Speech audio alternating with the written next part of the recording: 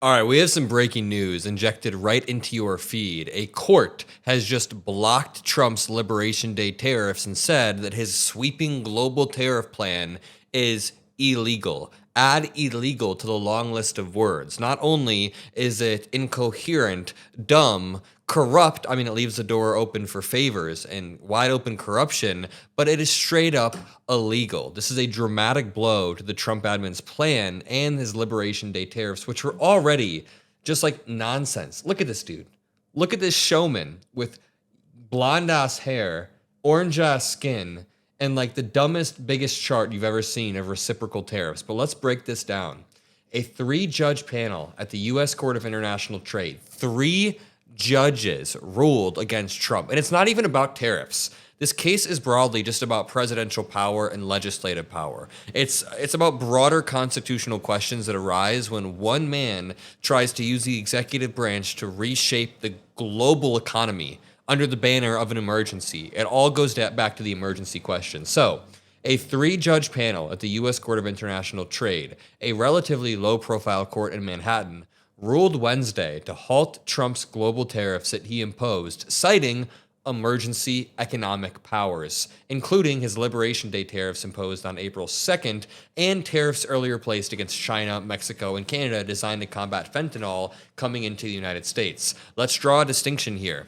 The tariffs in his first term were not illegal because they were kind of incremental. Putting a 10 to 15% tariff on China, that's not even a crazy thing, as long as you make your goals clear and try to incentivize them to do specific things. Biden built on the back of Trump's tariffs because he did targeted tariffs towards China to try to reshore manufacturing in certain industries. That is not the problem here. The problem comes when Trump does sweeping tariffs that go way beyond what's legal, subverting Congress with no clear goal and calling it an economic emergency, all while using the executive branch and saying, I'm the president. You can't test me. So to continue, the court ruled in favor of a permanent injunction, grinding Trump's global tariffs to a halt before quote, deals with most other trading partners have even been reached. That means the bulk, but not all, of Trump's tariffs are put in a standstill.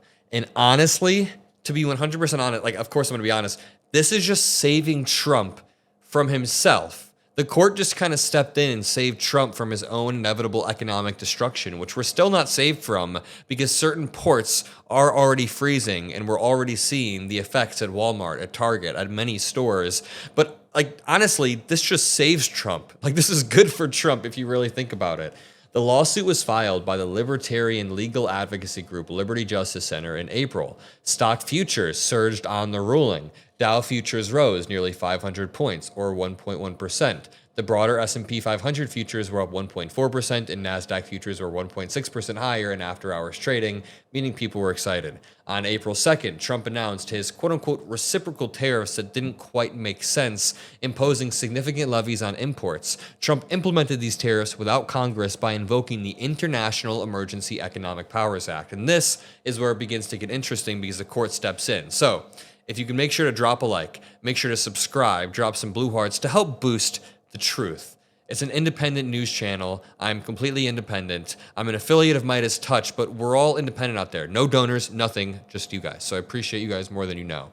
Trump cited the International Emergency Economic Powers Act in his 20% tariffs on China and 25% tariffs on many goods from Mexico and Canada. And you know what we're going to do? We're going to actually dig into one of the lawsuits. This is called the State of Oregon versus Donald Trump. Many other channels don't actually dig into the lawsuits. Let's see what they say about Donald Trump. Even assuming the International Emergency Economic Powers Act, the IEEPA, does authorize some tariffs when there is a, quote, unusual and extraordinary threat, President Trump's unilateral imposition of his tariffs involving this international act are aberrations that fly in the face of history and the legislative text.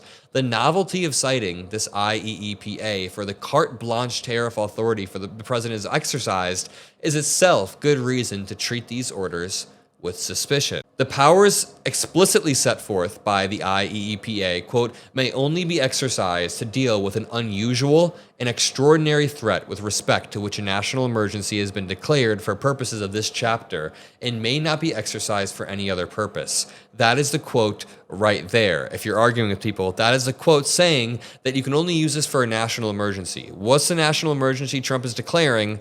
That Canada is ripping us off, or that Canada is not the 51st state. That is basically his national emergency when it comes to Canada. It's insane.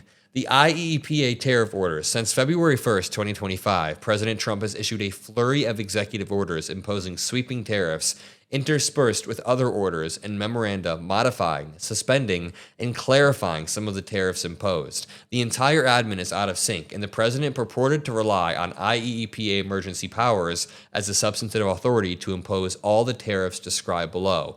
Canada tariff order, Mexico tariff order, China tariff order, worldwide tariff order, so many of them that I began stuttering for a second. But I mean, the thing is, just zooming out, Trump is a madman with the tariffs. Trump implemented these tariffs without Congress. And everything I just said in that document, part of the reason I like to read these court documents is because I find it just fascinating to hear how legal minds break down the topics we talk about every single day. That's part of the reason the MeidasTouch Network is so popular. And the Trump admin got completely owned in this lawsuit. So everything I just read was actually confirmed by a judge. They said, yeah, this is all true. I mean, the Trump admin is fucking around. They're not really... there's no emergency going on. The Trump admin has not met the criteria for an emergency, the plaintiffs alleged. The lawsuit also alleges the IEEPA doesn't give the president the power to enact tariffs in the first place, and even if it was interpreted to, it would, quote, be an unconstitutional delegation of Congress's power to impose tariffs. The court concurred in its ruling. It agreed that Trump lacked the authority to declare a national emergency in order to impose those tariffs. Quote, IEEPA does not authorize any of the worldwide, retaliatory, or trafficking tariff orders. There we go. That brings it home. The panel of judges said in their order on Wednesday, which is the day I'm recording this video, quote, the worldwide and retaliatory tariffs ordered exceed any authority granted to the president by this international act to regulate importation by means of tariffs. The White House did not immediately respond to requests for comment. White House spokesperson Harrison Fields previously said the trade deficits with other countries constitute a national emergency. Trade deficits aren't inherently bad. This might be an overused analogy, but we all have trade deficits with our local grocery store. When I go to the grocery store, I buy more from them than they buy from me. In fact, I buy 100% from them. They don't buy anything from me, but that's because I'm getting goods. Now, not every country is a dynamic where it's 100% buying, but sometimes the imbalance is just due to the nature of what we're selling or what they're selling or what we need at a certain time. It's not always inherently bad. It can be, but it's not always inherently bad. The Department of Justice lawyers argue that the tariffs are a political question, meaning it's something that the courts can't decide. But the plaintiff said the IEEPA doesn't even make mention of tariffs. Quote, if starting the biggest trade war since the Great Depression based on a law that doesn't even mention tariffs is not an unconstitutional usurpation of legislative power, I don't know what is, said Ilya Soman, co-counsel and a law professor at Scalia Law School. Separately, and using similar arguments, 12 Democratic states sued the admin, and that was the lawsuit that I read earlier in the video. I'll leave it at that. If you appreciate the breaking news hits injected into your feed, drop a like, subscribe. Love you all, and peace out.